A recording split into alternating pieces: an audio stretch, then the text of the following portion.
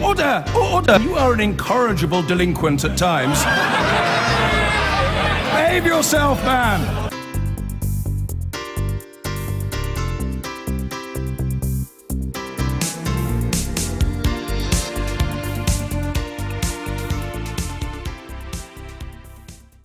Now, the former head of police standards of one of the country's largest forces has heavily criticised police strategy over arrest statements during the Orgreave miners' protest in 1984. Mike Freeman, who was a police constable on the front line at Orgreave, has spoken out for the first time, telling this programme he was told the statements would be written by other officers, something he says that was simply wrong.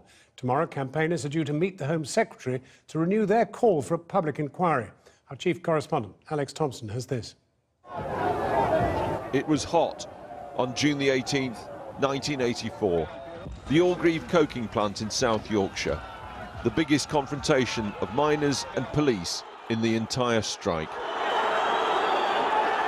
I've never seen as many police officers on one operation in such a small confined area that I have seen to this day. So yeah, clearly there was some very, very high level planning that went into that operation. Now a Labour councillor in Greater Manchester, Mike Freeman was face to face with the strikers at Orgreave. Tonight, for the first time, he explains the operational orders Manchester officers were under as they were bussed over the Pennines that day. If you arrest a prisoner, you will take that prisoner back to a prisoner reception area. You'll be given a reference number, you will return to the lines. And at the end of the operation, you will return to the prisoner reception area where there'll be a statement waiting for you to sign. That's incredible. What did you make of that? Well, I knew in my own mind that, you know, that was wrong. And I can clearly remember saying to colleagues that I was with that day, I will not be making an arrest on this operation, and I didn't. Mike Freeman had recently policed the Moss Side riots. He knew how it worked. He knew this went against the fundamental of policing. The officer who makes the arrest writes the statement.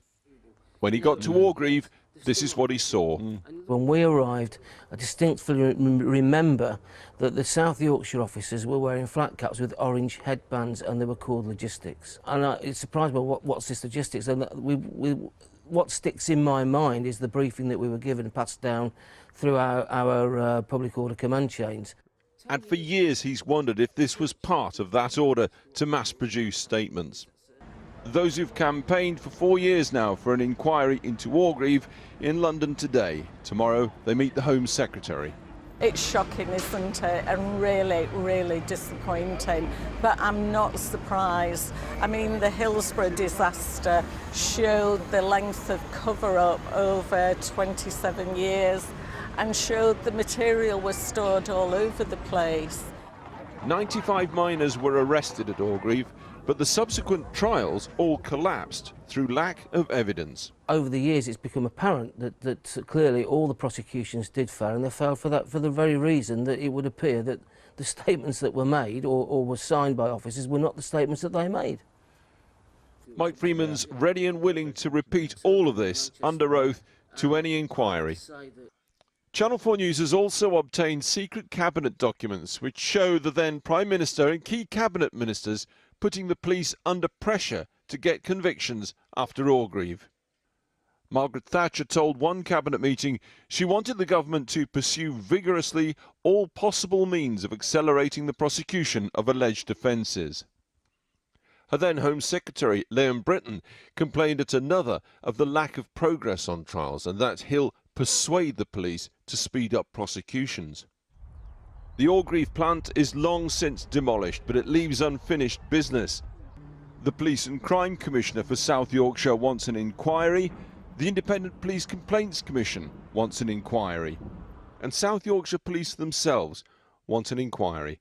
Telling this programme, the Hillsborough inquests brought into sharp focus the need to understand and confront the past and give people the opportunity to explore the circumstances of such significant events. South Yorkshire Police would welcome an appropriate independent assessment of Orgreave.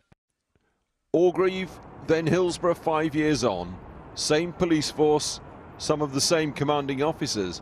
Similar allegations of manufacturing evidence and conspiring to pervert the course of justice on a massive scale.